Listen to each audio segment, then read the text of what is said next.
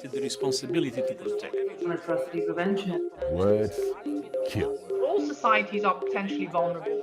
Atrocity crimes. Timely and appropriate action. Welcome to Expert Voices on Atrocity Prevention by the Global Center for the Responsibility to Protect. I'm Jacqueline Streitfeld-Hall, Research Director at the Global Center. This podcast features one-on-one conversations with practitioners from the fields of human rights, conflict prevention, and atrocity prevention. These conversations will give us a glimpse of the personal and professional side of how practitioners approach human rights protection and atrocity prevention, allowing us to explore challenges, identify best practices, and share lessons learned on how we can protect populations more effectively. This is the second episode of a two-part series on the Russian invasion of Ukraine and international law.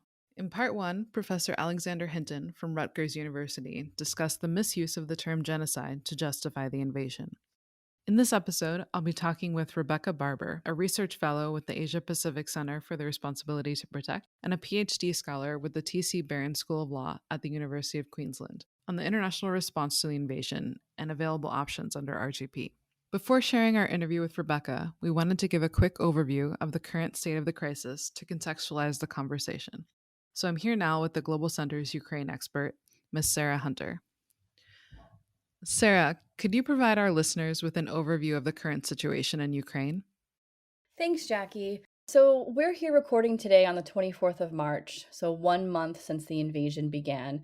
And unfortunately, what we're seeing in Ukraine is a full-scale military invasion by Russian forces. We're witnessing attacks on many major cities in central, eastern, and southern Ukraine, including the capital of Kyiv, in areas closer to the Russian and Belarusian borders, with western cities like Lviv experiencing some strikes as well. Major cities like Kharkiv and Mariupol are on their way to being totally destroyed, with tens of thousands of people trapped by fighting. Russian forces have increasingly struck apartment buildings, schools, hospitals, and known shelters for civilians with targeted weaponry. Major cities have also been subject to artillery shelling with indiscriminate weapons, including reportedly banned cluster munitions. These actions may absolutely amount to war crimes and crimes against humanity. Even wars have laws, and directly targeting civilian populations and civilian infrastructure using banned indiscriminate weapons are all clear examples of atrocity crimes. And so, as of today, the UN has verified over 1,000 civilians being killed, including 90 children. The number is likely much, much higher, but verification of these killings is difficult given the security situation in many cities. The UN has also said that 10 million people have been displaced by the conflict, internally or into neighboring countries. Also, at least 12 million people are trapped by the ongoing offensives and will be needing assistance. In Mariupol, for example, residents are now cut off from the outside world and encircled by Russian forces. Before international press left, they documented civilians resorting to burying their dead in mass graves. It's just become a very devastating situation. One of the things that Professor Hinton briefly touched upon in the first part of this series, which I think is relevant to the discussion today, is that the situation didn't arise from nowhere. What are some of the factors that brought us here? Yes, Professor Hinton was absolutely correct. And I think, as he indicated, we could talk for a long time on the intricacies here. But in short, there's multiple roots to this conflict. Firstly, on the political side, this conflict did not begin a month ago. There's been war in Ukraine since 2014, with on one side Russian-backed separatists fighting against Ukrainian government forces in some areas of Donetsk and Luhansk oblasts in southeastern Ukraine, an area known as Donbass. This conflict itself was sparked by a change of power in Ukraine, one that Russia believed to be a Western-backed overthrow of a Moscow-friendly Ukrainian government. Multiple rounds of peace agreements have failed to bring about a resolution to this conflict. And in and of itself, that conflict prior to the Russian invasion in February had killed over 14,000 people, including almost 4,000 civilians, and has displaced millions. At the same time as that conflict broke out in Donbass, Russia occupied Crimea and illegally annexed it. In all of these areas, what they have in common is a large ethnic Russian population that Russian President Vladimir Putin claims to be protecting. On the historical side, Once Ukraine became independent in 1991, following the collapse of the Soviet Union, it's inched closer and closer to Western states, with aspirations to join both the EU and NATO.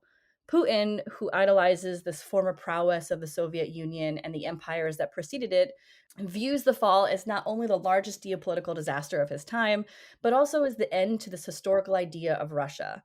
This idea is hundreds of years old, dating back to the 9th century in the Kievan Rus, where what is now areas of Russia and Ukraine were one. And Putin has continued to claim that Russia and Ukraine are one and the same, given their close cultural ties, while Ukrainians largely disagree with this narrative. And the security angle as well here can be kind of simplified into Russia feeling threatened by Western allied former Soviet states. Putin believes that NATO is a threat to the future of Russia and has accused NATO of desiring war over various political routes. He's called for a neutral and demilitarized Ukraine, saying he would accept a non-NATO aligned Ukrainian military and navy, among other things. Some say this conflict is, NATO's own making, itself sparking Russia's concern with its enlargement following the end of the Cold War. NATO's members have also yet to fully walk back from promises in 2008 and calls for Ukraine and Georgia to join the bloc, despite the unlikelihood of either state actually doing so. As their, NATO states are obviously in this context unwilling to cave to any type of Russian pressure. And there's many other aspects too, but I think Putin's main goal here appears to be reestablishing Russian dominance culturally, politically, and security-wise over the former Soviet bloc, and including Ukraine. Thanks so much for that, Sarah. Now we'll turn to our interview with Rebecca Barber. Thank you for joining us, Rebecca. Thanks for having me. So we started the podcast interviewing Professor Hinton on whether or not there had been a credible claim of evidence of genocide in eastern Ukraine. And now we want to talk about the invasion itself and have a discussion about how the international community has responded to what is happening in Ukraine. So I was wondering if you could talk a little bit about what steps have been taken, particularly through UN mechanisms, since that's your area of expertise. Firstly, the situation was considered by the Security Council. As listeners would know, obviously the Security Council in the international system established by the UN Charter has primary responsibility for international peace and security. But as is also very well known, the Security Council has 5 permanent members, each of which has the power of veto over anything substantial that the Security Council does, and one of those is Russia. So a resolution was proposed through the Security Council condemning the aggression that was, of course, vetoed by Russia. And so what the Security Council then did was refer the matter to the General Assembly. The Security Council did that by reference to what is known as the Uniting for Peace procedure, which is based on a 1950 resolution passed by the General Assembly, which said that if there is a threat to international peace and security and the Security Council, because of lack of unanimity amongst its 5 permanent members, cannot exercise its responsibility for international peace and security, then the General Assembly will step in and consider the matter and make appropriate recommendations. And the Uniting for Peace resolution said that in the event that happened, the Security Council could call for the General Assembly to convene an emergency special session, and that the General Assembly would consider the matter in that emergency special session. And if the Security Council refers a matter to the General Assembly and calls for an emergency special session, that is a procedural resolution of the Security Council and so not subject to the veto.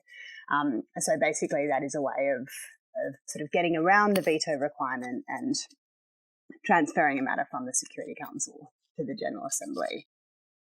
So the General Assembly then passed a resolution in emergency special session deploring Russia's act of aggression, demanding that Russia immediately cease its use of force and demanding that Russia withdraw its forces from Ukraine. The resolution was passed with a very strong majority, 141 to 5, with 35 abstentions, which really was a huge achievement for the sponsors of the resolution. I think that sent a very strong signal.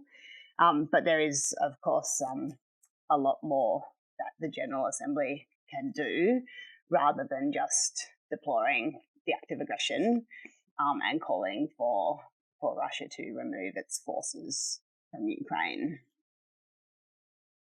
In terms of the other options that have been pursued in the international system, so Ukraine has lodged a creative case with the International Court of Justice on the basis of a claim that Russia has breached Article 1 of the Genocide Convention by falsely claiming that what Putin calls his special military operation in Ukraine, it is based on the fact that Ukraine is committing, or the fact that genocide is being committed in the Donbas regions. So Ukraine is asserting that there is no genocide and that for Russia to falsely invoke genocide as a basis for its military intervention is an abuse of Article 1 of the Genocide Convention. Ukraine is asking the International Court of Justice to declare that, contrary to what Russia has been saying, there's no genocide being committed in the Donbas regions, and that as such there is no lawful basis for Russia's intervention. It's, in terms of the likely outcome of that, I think it's probably most likely that the ICJ will declare a non-violation by Ukraine of the obligation not to commit genocide. I think it's probably less likely that the court will take the opportunity to get into the legality of Russia's aggression in Ukraine, but I think the court will probably most likely confine itself to findings quite closely tied to the interpretation of the Genocide Convention itself, because that's the basis of its jurisdiction. But we will see. Interesting. And I know there's also been some movement at the Human Rights Council to create an investigative mechanism, as well as at the ICC, where Chief Prosecutor Karim Khan announced a new investigation. I was wondering if you could elaborate a little bit on those. Yeah, so to start with the Human Rights Council met and considered the situation in Ukraine, passed a resolution firstly condemning the aggression, calling for the withdrawal of Russian troops and calling for the respect for international humanitarian law and human rights and humanitarian access. More substantively, it also established an independent international commission of inquiry to collect, analyse evidence of violations and abuses of human rights, document and verify evidence, identify the individuals responsible, and to make recommendations on accountability measures. So similar to mechanisms that have been established recently by both the General Assembly and the Human Rights Council on Syria and Myanmar. It's a really significant development and steps taken by the Human Rights Council towards achieving criminal accountability for violations and abuses of human rights. You mentioned the International Criminal Court. So the prosecutor of the International Criminal Court has opened an investigation into suspected war crimes and crimes against humanity in Ukraine. That was based on a referral by 39 member states, so that is underway. The most significant limitation on the jurisdiction of the International Criminal Court is that it does not have jurisdiction over the crime of aggression. Aggression is a crime in the Rome Statute of the International Criminal Court. However, the ICC does not have jurisdiction over the crime of aggression in this case, and that is because the definition of the crime of aggression that was agreed in Kampala in 2010 only grants the ICC jurisdiction over the crime of aggression of a state party to the Rome Statute, and Russia is not a party to the Rome Statute.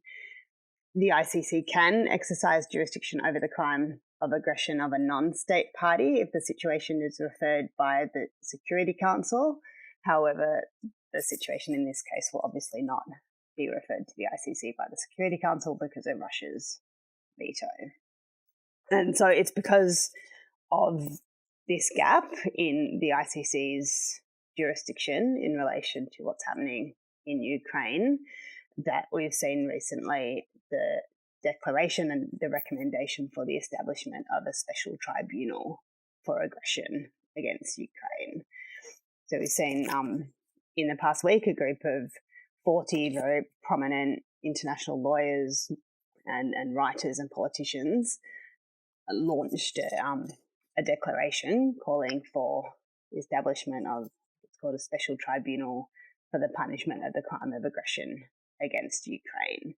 The idea in that proposal is that Ukraine essentially delegates jurisdiction over the crime of aggression to an international tribunal that is supported by Ukraine and other states. There are different views on the likely effectiveness of that tribunal and indeed whether it's a good idea to establish that tribunal at all as opposed to investing more resources in the International Criminal Court. The key practical problem with the proposal is that almost all the suspects and the evidence are likely to be in Russia because unlike the crimes of war crimes and crimes against humanity, the crime of aggression takes place obviously on the territory of the aggressor state.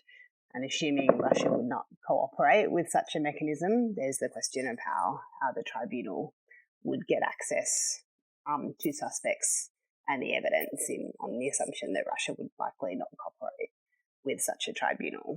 Russian cooperation in that case could really only be secured following regime change in Russia, and there is an argument that if that happened,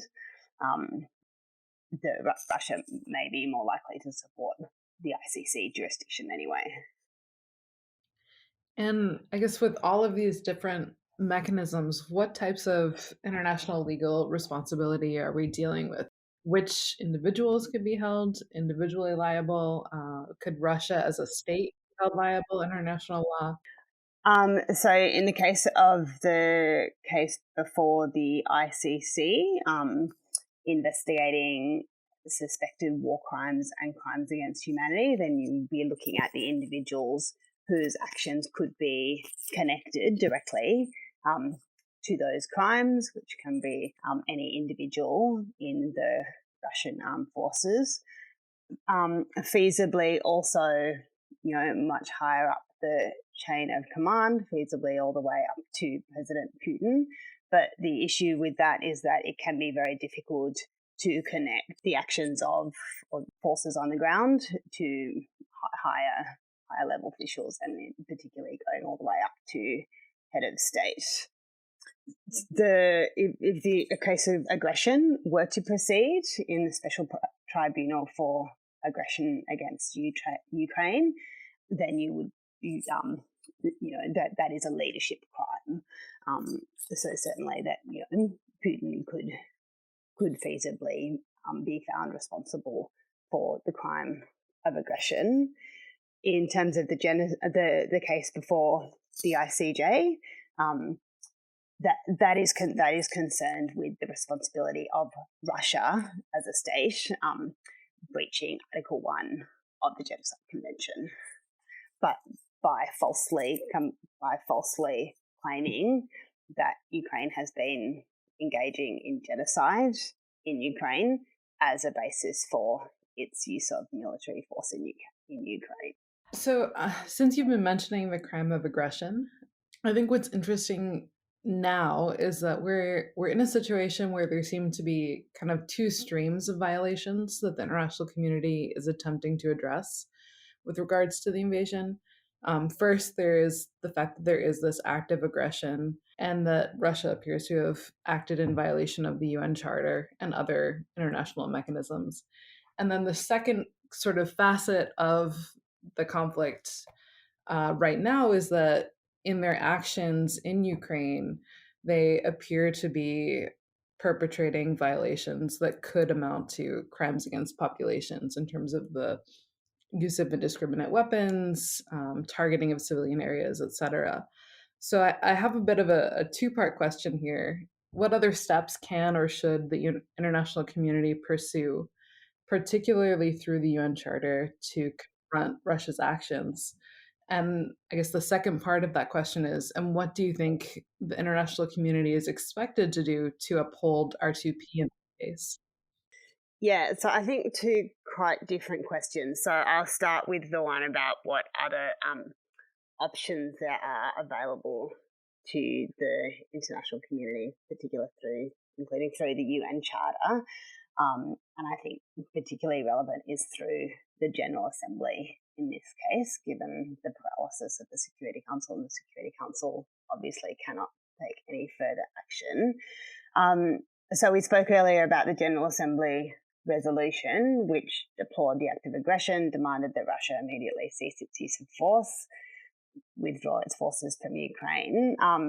Great words, but there are more substantive things that the General Assembly can do if the situation continues to escalate as indeed it's seeming to do.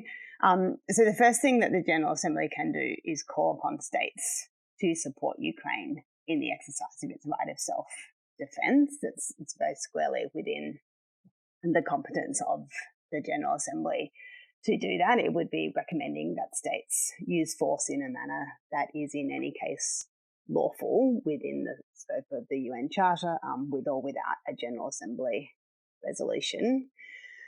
Secondly, the General Assembly can recommend sanctions. I think this is probably one of the most important things that the General Assembly can do. And the General Assembly in the past has recommended a vast range of different types of sanctions. It's recommended boycotts, just to provide a few examples, boycotts on trade, arms embargoes and other embargoes of various types, the severance of diplomatic relations, things like bans on cultural and sporting engagement. And it's gone so far as to recommend comprehensive mandatory sanctions.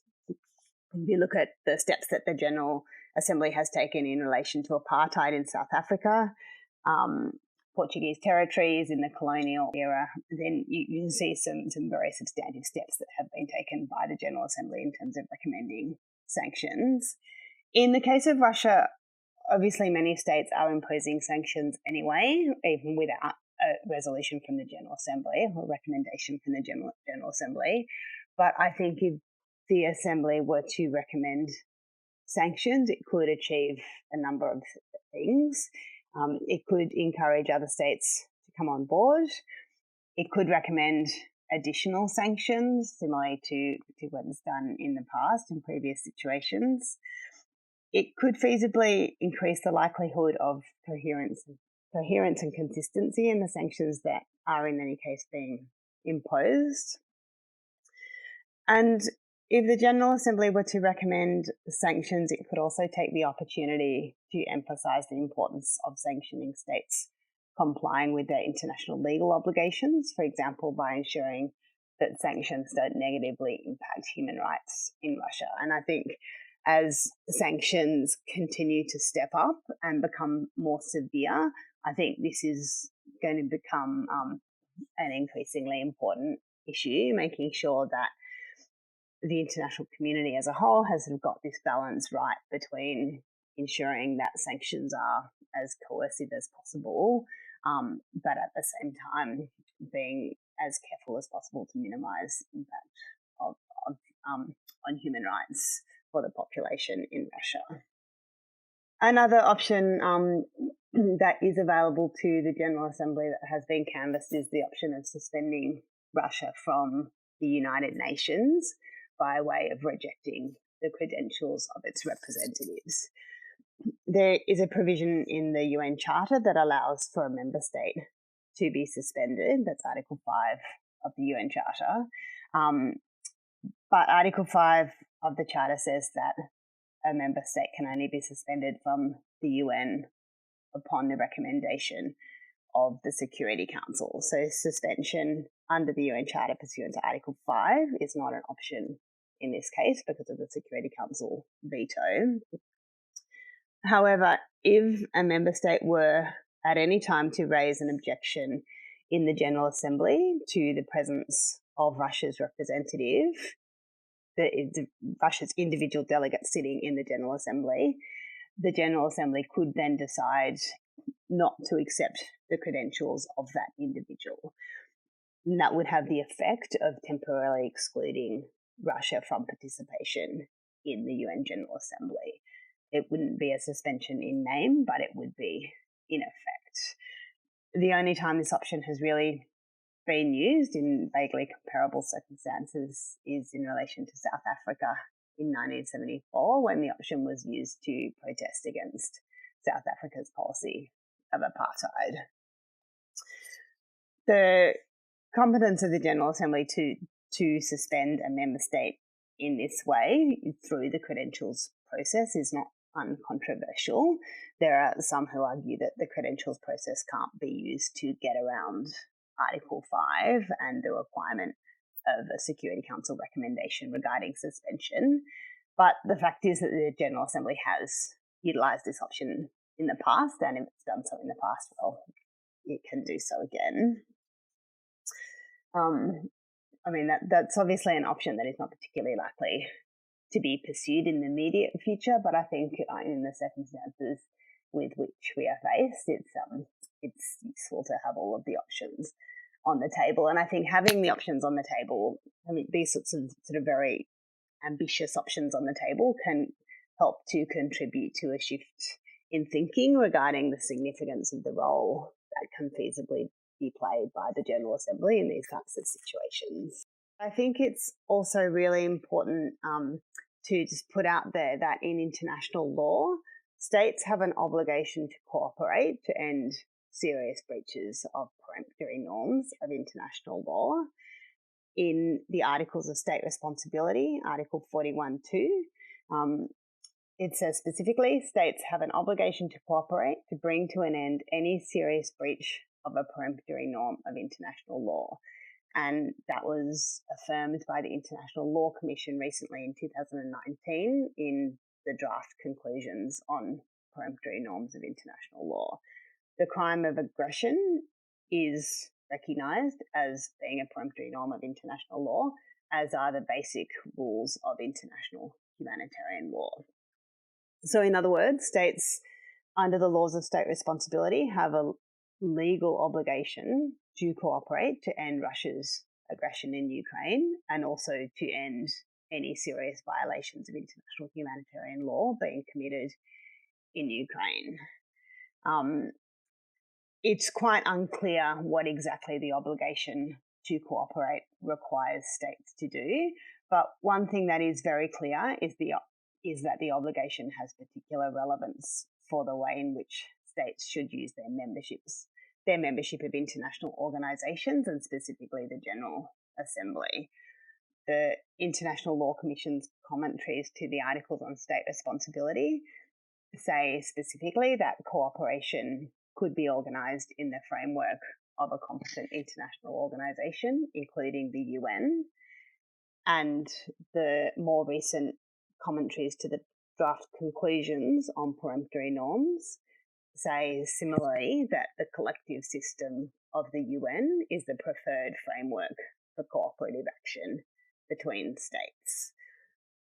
There's what I think is a really important comment in those commentaries with regards to the role of international organisations and the obligations of states through international organisations.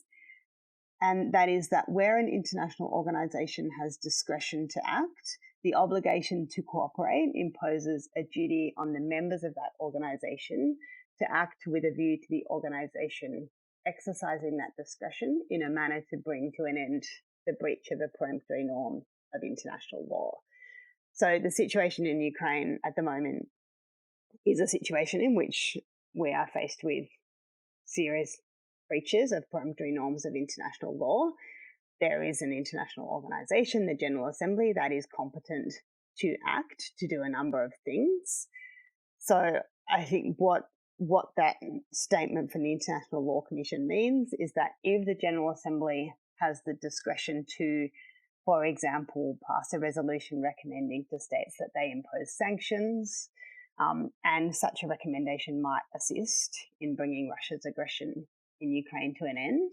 Doesn't need to be shown that it definitely will achieve that objective, but even just that it has a possibility to assist, then the obligation to cooperate should require states to support that resolution.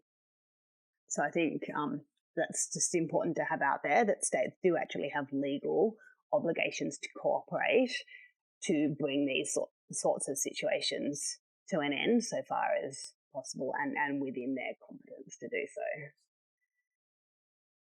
I'll move to the second part of your question about the responsibility to protect.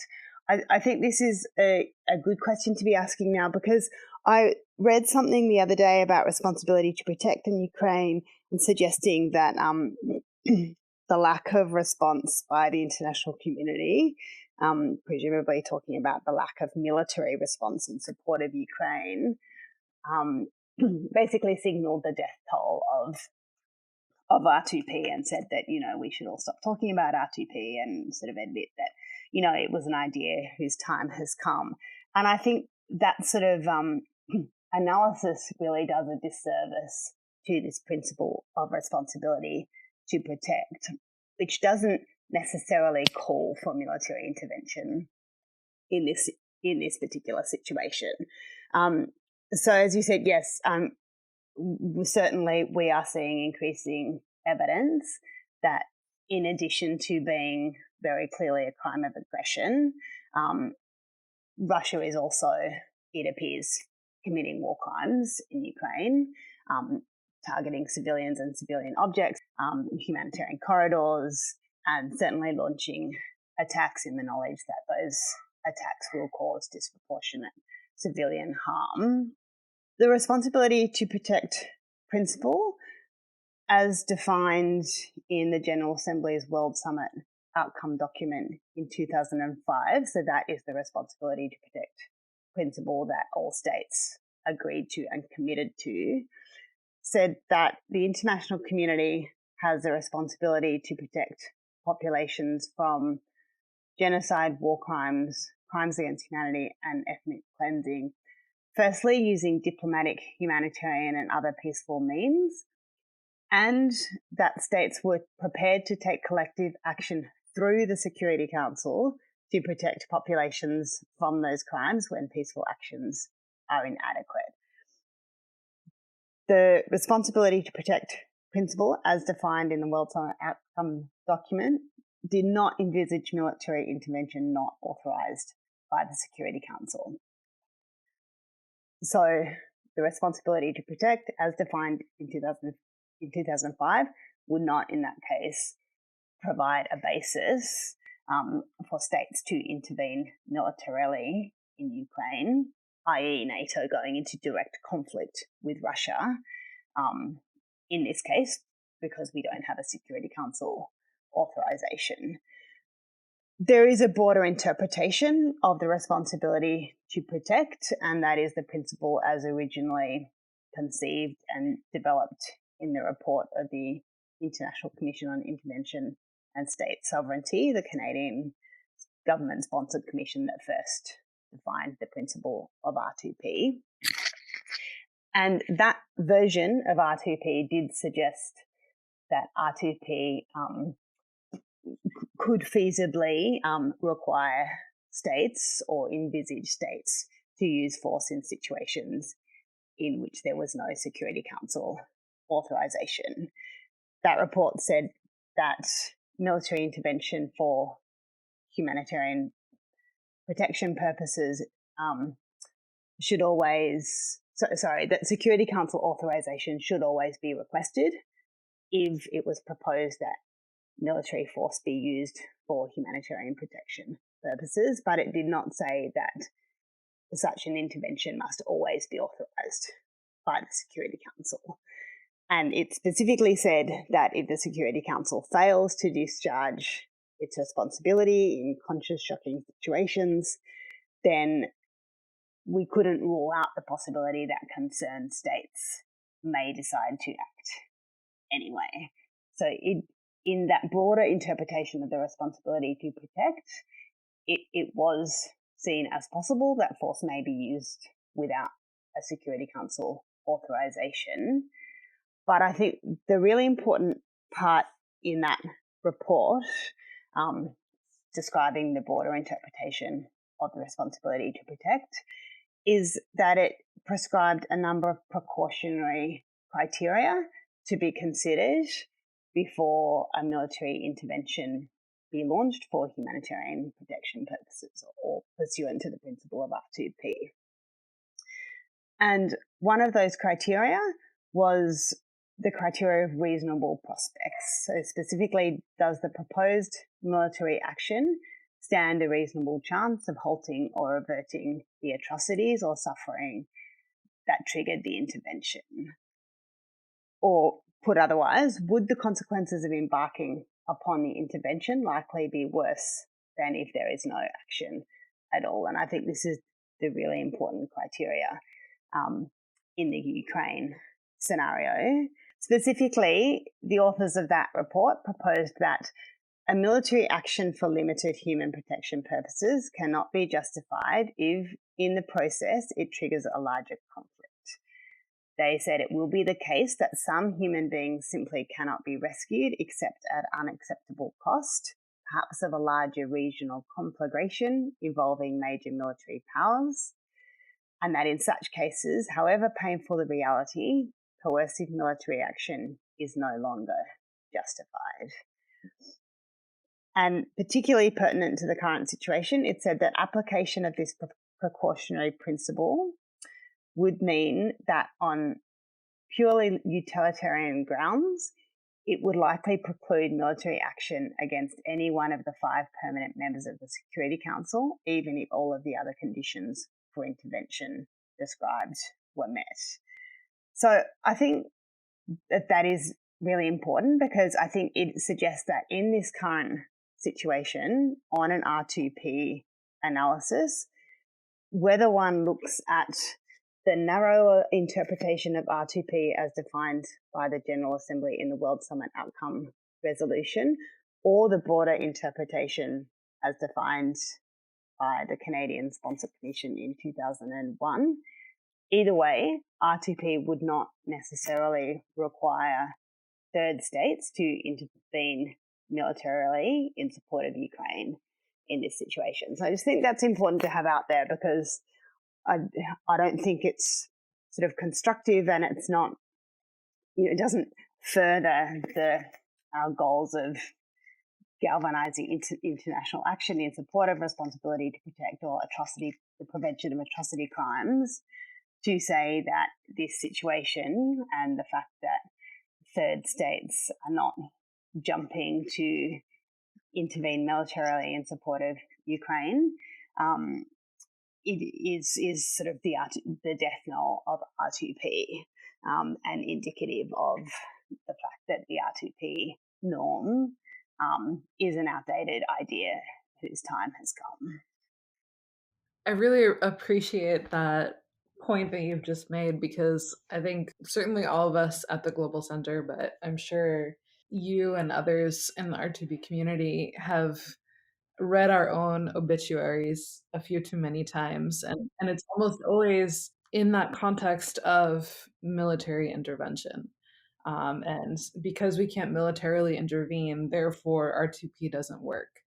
And I think a lot of the other measures that you mentioned earlier in terms of what they can do, what the Human Rights Council has already done, those types of measures are also things that can be done under the umbrella of R2P.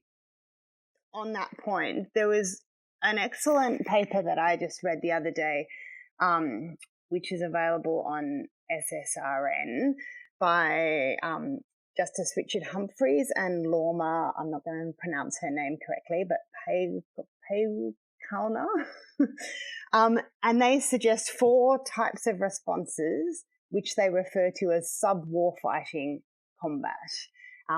they also, as have many others, take the approach that direct conflict between the West and Russia is is not where we want to go.